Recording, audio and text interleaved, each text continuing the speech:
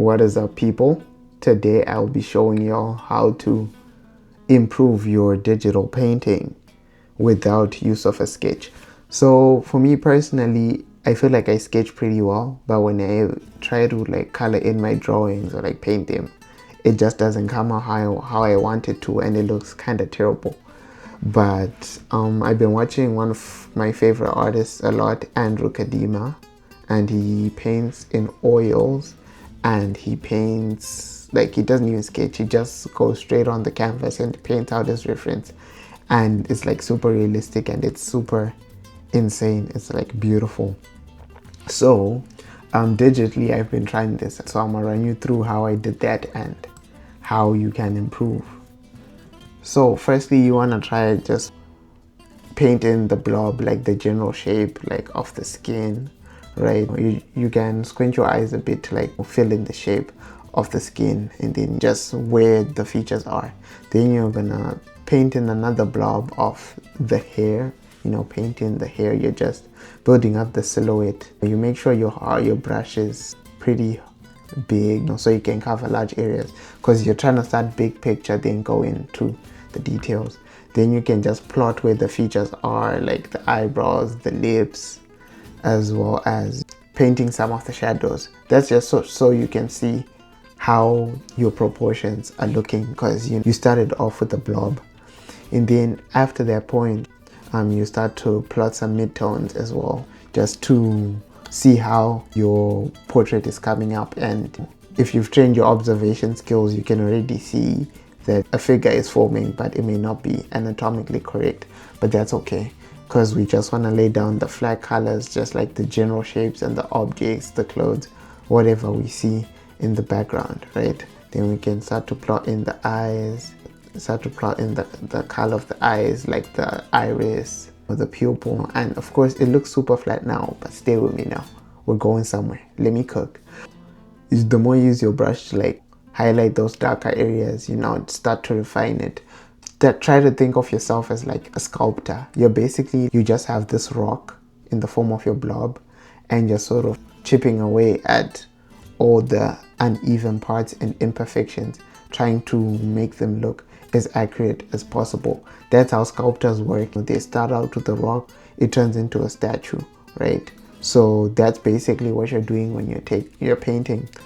It took me some time to realize that sketching and painting are two entirely separate skills that need work. So sometimes it can be very difficult to bring your skills to the same level, because everyone starts out drawing like just basic sketches that are cool, and some people they do a lot of graphite. Graphite has never really been my thing. I've always liked the vibrant colors that I see other artists use, whether be it using markers or paints, like different paints like acrylic or gouache or water paint or oils, you name it. So that's just how I've been. So like the more you start to like refine the edges, as you're blending it out, you start to like form an image. It's all about like trusting the process and like committing to the process of the fact that you want to make this look as good as possible. Look, we somewhat have a face, and we just started with a blob. It still sort of looks like it was drawn by a 3-year-old. Like there's nothing wrong with art from 3-year-old, but I'm a grown man, so I can't be moving that way.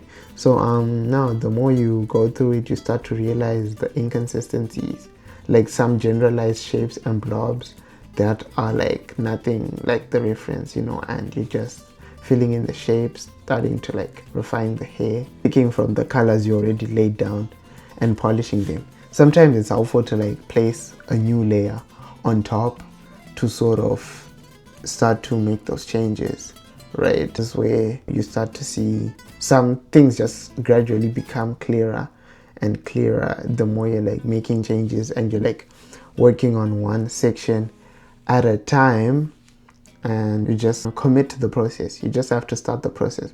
It always starts out ugly, and there's always like the urge to give up, especially when you don't know what the next step to take is, right? Sometimes you can just like start placing your lashes.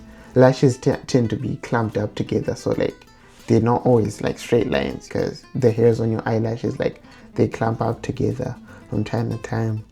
and you're just adjusting certain details that you'll be placing so that they don't look too harsh.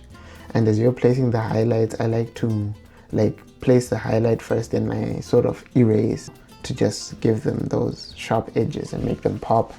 I just work on that, and I sort of add some blush to like the nose and the cheek for some subsurface scattering for like areas with high blood flow that may be getting hit a lot by the sun.